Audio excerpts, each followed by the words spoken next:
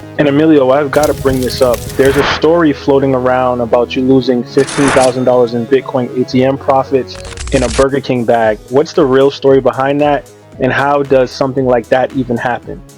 Yeah. So, working in a small company, I have some of my family members that work for me. They were servicing a machine, I think it was in Massachusetts or Connecticut, and they pulled the cash because at the time we didn't have legitimate banking and we were servicing all the machines ourselves. So they pulled the cash. They didn't have a proper money bag to put it in. They put it in a Burger King bag since they were on the road and they just had Burger King. And then, you know, we lost it. We lost it for a very, very long time, up until the point where,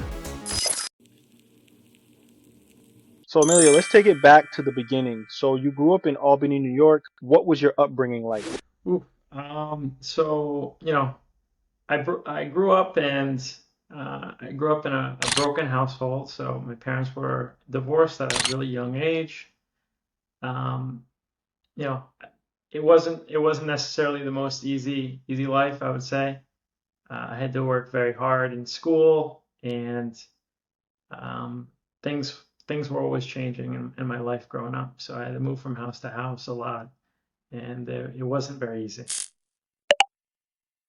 Yes, what I always find interesting is that, um, Warren Buffett talks about when he passes on, like he won't give any of his wealth to his children. He's just going to put it into charities that they can run on his behalf. And there's something about people that have to get things out of the mud. There's something about people that don't have the privileges that so many people have, where it builds that grit. It builds that kind of tenacity to say, I'm going to blaze my own trail. I'm going to leave a legacy. And I think that those early upbringings or those humble beginnings is what kind of fosters that kind of energy that's very unique. Like, we'll use this as an example. Like, I assume you're going to be very wealthy and successful. If you have kids or when you do have kids, like they're going to have a vastly different experience than what you've had growing up in Albany, New York. And it's almost like you have to foster this kind of grit in them in a different aspect because of the life circumstances that they may be placed under. So, Emilio, I just have to really tell you, like, your story and what you're trying to bring forth to the world is vastly important. I'm sure there's people in Albany that are probably going to listen to this show and say, "Oh my goodness, he's from Albany. We're from the same city, and this guy is super successful." I'm super eager to hear his story. So let's continue to roll this narrative, brother. Yeah, yeah, absolutely. Yeah, I think that growing up with, not so much makes you really, really hungry. And I don't think that people, that grow up in like a middle class or upper middle class, or maybe they're wealthy, I don't think they have that drive that hungry people do. I don't know if my kids will have that same drive, but I hope they're successful in their own ways. Emilio, I want to like kind of fast forward a little bit to 2014, which I think was a wild time in Bitcoin. What made you jump into the Bitcoin ATM game before it was even cool to do it? Yeah, so originally I found out about Bitcoin when it was a couple dollars. I watched it go up and down. When I was in middle school, I actually opened an account at this platform called Options Express. I bought some equities. Microsoft was an early investment of mine. Didn't do anything. And I only had a couple $100s. So it really didn't make me any money. I sold that when I first started university, and I was looking for something different. I knew I really wanted to invest, but I knew that maybe investing in single equities weren't really going to do anything for me. So I learned about Bitcoin, and I didn't really know how to buy it at the time, and I was looking at it go up and down. It had these huge swings. I was like, wow, this is really exciting. And then I learned a little bit more about it, and I was like, wow, this is really powerful. This has the chance to change the whole financial system for the world. So I found a way to buy it on localbitcoins.com. I met up with this guy at the local library. We exchanged, I think it was $150 in cash, and I bought my first 12 Bitcoin. And I kind of forgot about it there for a little bit, and then all of a sudden, I saw the price go up to, I think it was $120 a Bitcoin. And I was like, wow, look at this. Like my $150 investment is actually doing something for me. And then I'm like, I gotta buy more of this. Let me work. So I got an internship and I started to make a little bit of money. I saved up $10,000. I wired it off to Mt. Gox, and I got myself, I stacked 100 Bitcoin at the time. The only issue with that really was that I ended up losing it in Mt. Gox. So that was one of the early exchanges at the time, and I learned a hard and valuable lesson not to keep coins on centralized exchange. And Emilio, I've got to bring this up. There's a story floating around about you losing $15,000 in Bitcoin ATM profits in a Burger King bag. What's the real story behind that? And how does something like that even happen? Yeah. So, working in a small company, I have some of my family members that work for me.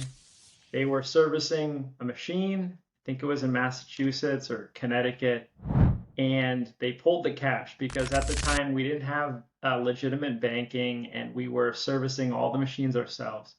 So they pulled the cash. They didn't have a proper money bag to put it in. They put it in a Burger King bag since they were on the road and they just had Burger King.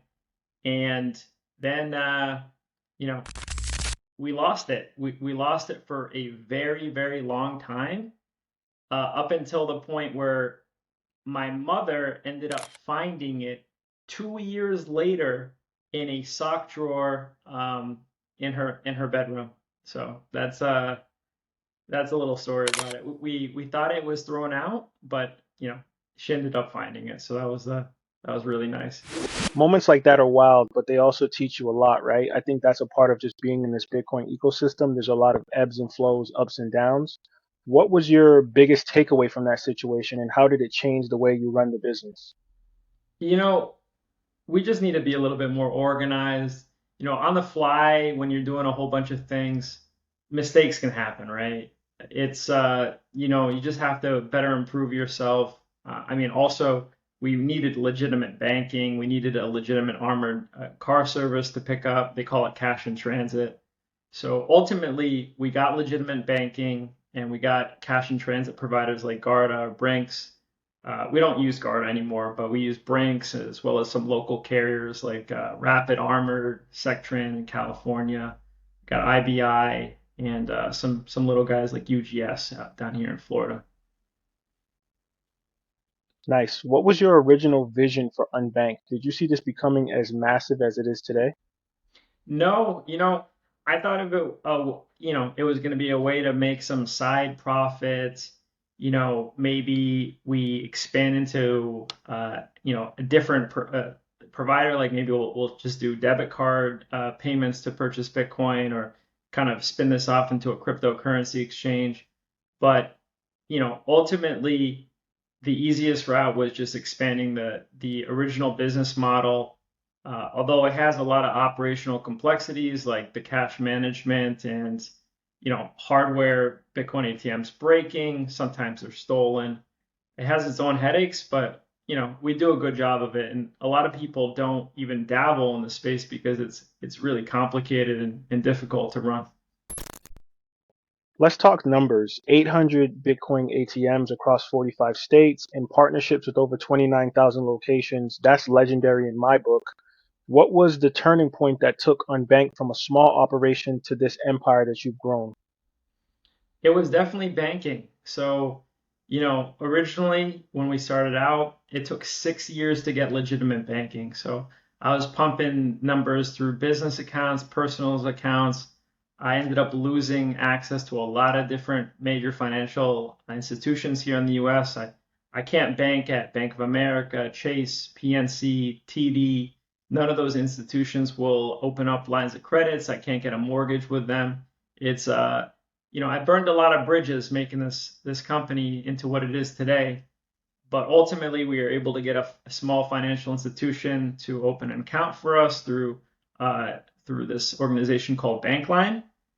They helped us out a lot, and we were able to expand from there. we had 40 machines at the time when we first got the bank account, and then we took it to a little over 830 right now, and I'm sure by 2025 we might have 1100, 1200 machines.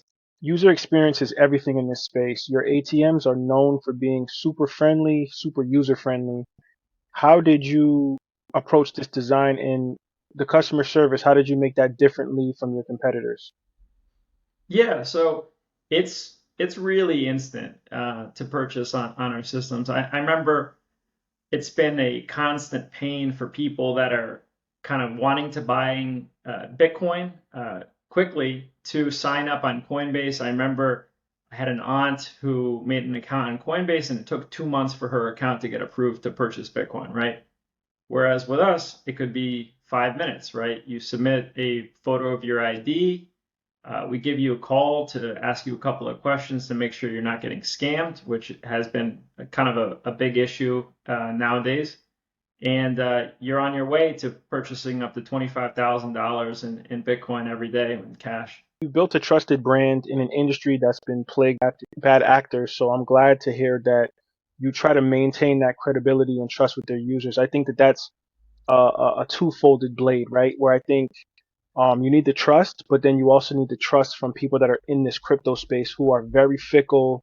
They're very temperamental. And I think that you've hit the perfect synergy between making this ATM not only just friendly and easy to use when people approach it, but also if something goes wrong, they can feel like, okay, we have good support so that we can actually be in a place where, okay, if something happens, I lose my money, I know I can contact Unbanked and I'll feel safe that they're a legit company. Yeah, no, absolutely. I mean, we have phone support from real Americans here in the US, email support, even text message support. We're always there. I think that a lot of, large players don't really have that type of thing, and we do a really good job of it. People hear about crypto CEOs and think it's all Lambos and luxury. What is a day in a life like for Emilio? Yeah, definitely not Lambos. I drive a Tesla, which is the nicest car I've ever owned. Bought it a couple years ago, and I'm happy with it. Got some solar panels on my roof here in Florida, so I offset some of that gas price with the electricity. But the day in life is there's a lot of fires to put out. I'm constantly trying to improve the operational efficiency of Unbank. We have a huge marketing push that we need to work on, and of course, expanding the network, adding additional services. We're trying to get our head around Lightning Network and kind of have that in the app, as well as potentially, making a wallet itself in the app. So there's a lot of different cool things we're working on, but it's not easy and it takes a lot of hard work.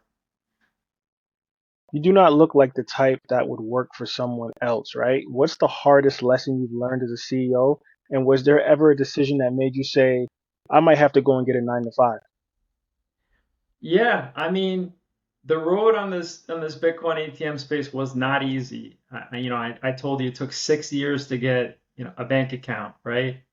Most industries, you want to open up a pizza shop, you can get a bank account in same day, right? No one's going to ask any questions about the guy baking pizzas and send them out, right? But with cryptocurrency, it's very difficult, and if you're not ready to have those difficult times and grind, this isn't the business for you. I learned a lot. I had some dark times there. When I first had the network, we were pumping crazy numbers. We had four ATMs. We were doing 800,000 in sales every month with four ATMs, right? It's a lot of cash. We had to open up a lot of accounts to pump that money back into exchanges. It wasn't easy, and we never had a really sustainable model. So we just had to keep on opening up different accounts and watching them, last a couple of weeks or maybe a month if we were lucky, in order to kind of keep the business going. Ultimately, I had some really bad business partners early on. One of them actually got arrested, so it kind of makes me feel a little bit better that I wasn't involved with them for too long. And I yeah, it it was really difficult. For a while there, for a couple of years, I only had one Bitcoin ATM left. This was 2015 to 2017. I only had one ATM left just because I couldn't operationally sustain having too many ATMs because of the amount of cash that we were pumping through the machines. Then I got a better business partner that ultimately turned a little bit sour at the end, but it helped us expand to around 40 ATMs. And from there, I was able to justify the numbers to get a bank account, which can be really expensive in this industry. We pay around $50,000 to $60,000 a month just to have that account open. So it's very difficult, and it was very depressing there for a while. I did get a job when I only had one ATM. I got a couple of jobs. I was in a sales role. I was pumping out 150 calls a day. That was the number to hit in order to sell the software. And I liked it. I learned a lot from calling a lot of people, basically every hour. But it I realized it just wasn't for me, right? You're making a little bit of money and you have to follow a lot of rules, and I really just wanted to make my own rules and do what I wanted to do, right? It's really hard if your personality isn't built for that, and I don't think I don't think I was built for that. I think I was built for a different purpose in life. Bitcoin has evolved a lot over the years, but there's always a question of adoption. Where do you see Bitcoin adoption in the US in the next 5 years?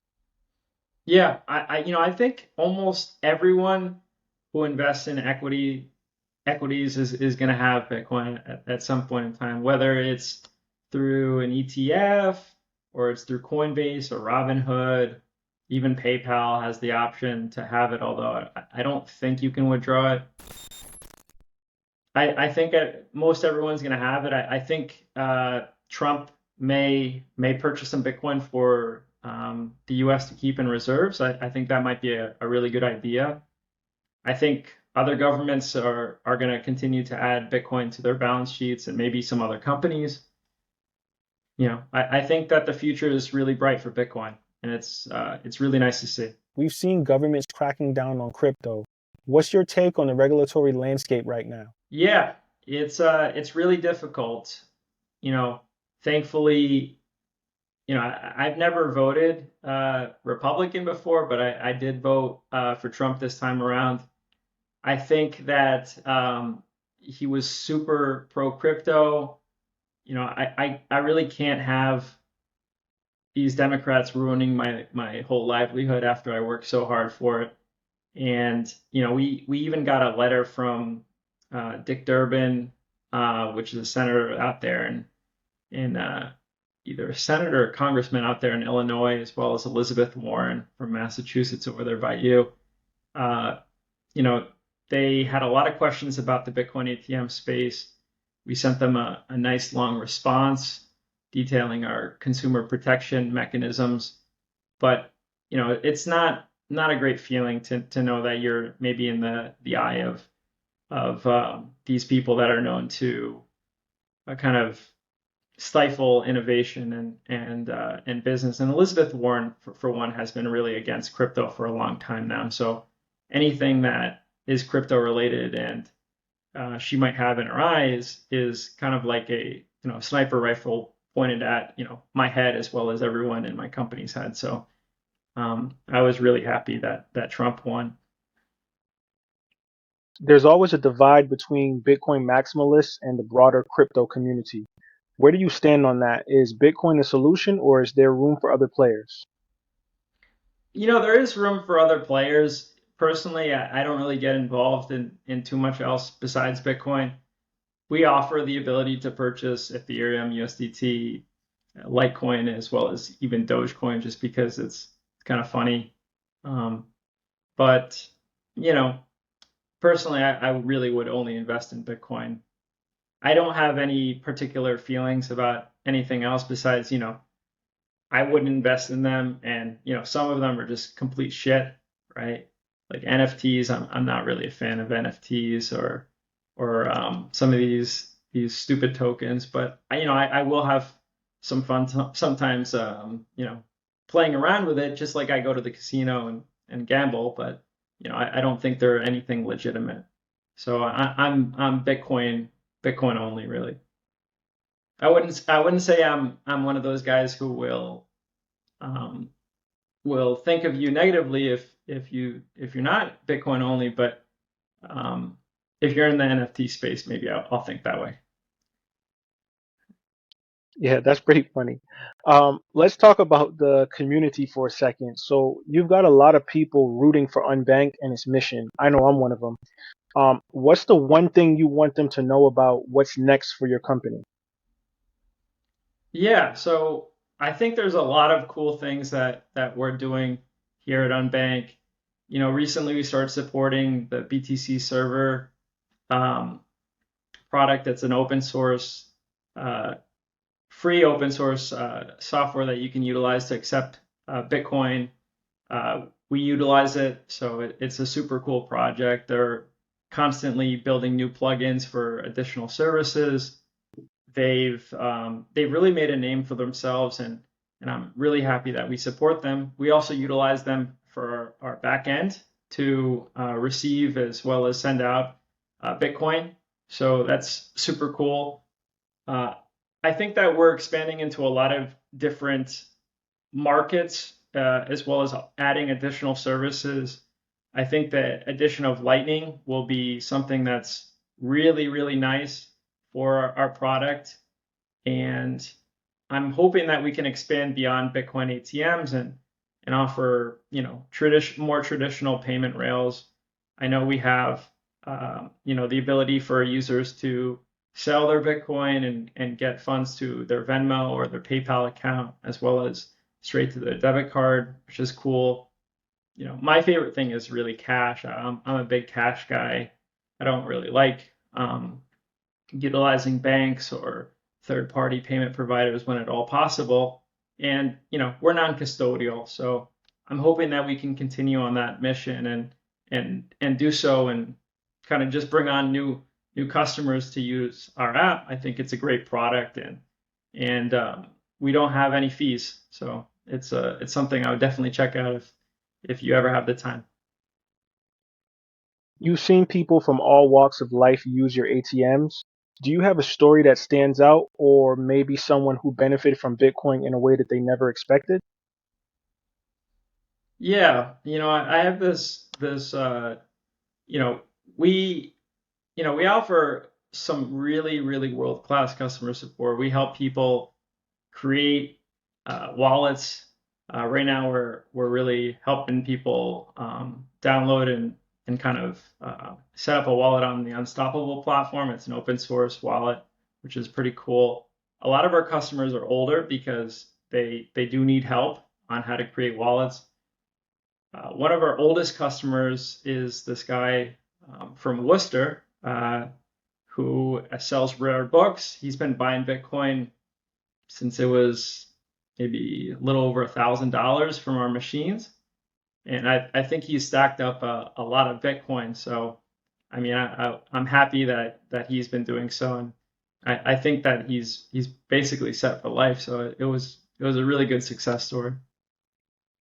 Yeah, that's an awesome story. And that reminds me about a conversation we had previously, Emilio, where we talked about when you go to the Bitcoin ATM and you pay for your Bitcoin and you get the private keys on that receipt, that ATM receipt, the terror that's behind if it gets wet or if it sits out in the sun too long and it disappears. Like, have you had any issues with people kind of losing all their Bitcoin because they threw the receipt out or it got wet or something crazy like that? Yeah, yeah. I had this, early on, we installed a Bitcoin ATM at this 3D print store in Burlington, Vermont.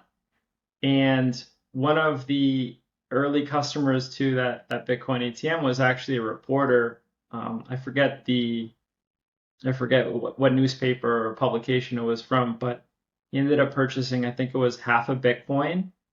And they reached out to me a number of years later when I think the price had just gone to like maybe 20 or 20,000 or so. I forget exactly when they reached out, but they asked me, what wallet they sent the funds to, if we had access to the wallet, and it was really sad to see, honestly, because you know they were they were calling or messaging me because they really needed the money, right? They didn't really think about it at the time, but it's really important to back up your wallet and make sure that you have access to those keys if you ever need the money at some point in time.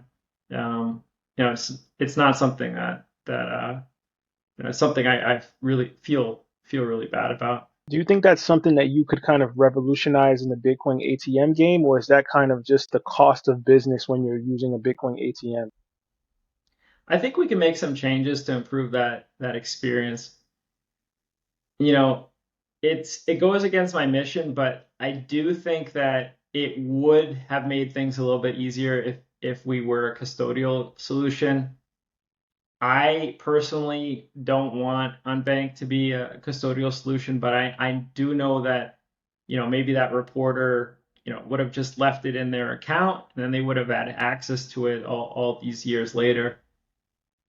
That's my only thought. So some people have recommended that we become a custodial solution, and we ponder it, but ultimately, I've lost a lot of money with custodial solutions, so I'd rather not go down that route. Yeah, for sure. I think the Bitcoin ATM space is like the last frontier of non-custodial Bitcoin that we have out here. So I think, your decision is sound right now for sure. Thank you. I appreciate it. And Emilio, one last question for you. If you could go back and give one piece of advice to yourself in 2014, knowing what you know now, what would it be? I would have bought that Bitcoin, and I wouldn't have started a Bitcoin ATM company. I would have maybe done a different business, but I would have just held on to that original Bitcoin, self custody, of course, and I would have just sat back and found a way to make more cash to buy Bitcoin. I think, the Unbank was very noble. I think it brought Bitcoin to a lot of people that wouldn't have purchased it otherwise. But I do think that my life would have been significantly easier if I just gone down a more traditional path.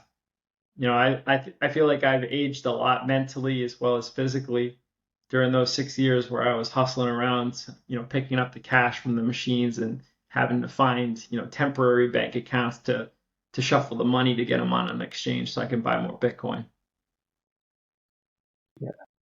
Emilio, this has been nothing short of inspiring. You've given us a masterclass in resilience, vision, and what it means to truly believe in a movement.